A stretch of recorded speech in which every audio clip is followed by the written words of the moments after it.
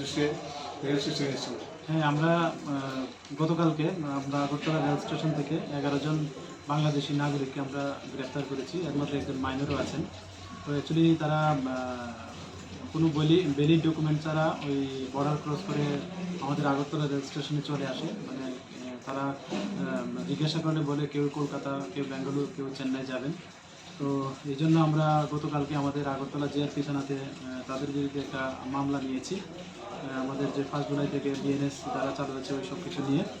তো কালকে ওদের সঙ্গে প্রিলিমিনারি জিজ্ঞাসা করে আমরা 2 জন ইন্ডিয়ান টাউটকেও অ্যারেস্ট করেছি কোয়েডাবা থেকে, মধুপুর থানার আন্ডারে, সিপাহীজলা ডিস্ট্রিক্ট মধুপুর থানার সাহায্য নিয়ে।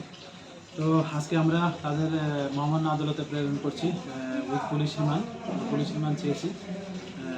এখন দেখা যাক আরও কি বেরিয়ে আসে তাদের কাছ থেকে কী পাওয়া গিয়েছে?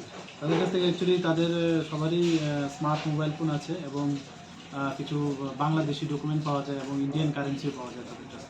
গত সময়ে যে বাংলাদেশের লোককে আটক করা হয়েছে তাদের সাথে কোনো যুক্ত রয়েছে? তারা তো এখনো বলছে না, তবে আমরা এই বিষয়টাও দেখছি, যার জন্য আমরা পুলিশ রিমান্ডও চেয়েছি মহামান্য আদালতের কাছে। দেখি আমরা নিশ্চয়ই কিছু না কিছু বেরিয়ে আনতে আশা করছি। এই সপ্তাহে মোট কতজনকে আটক করা হয়েছে?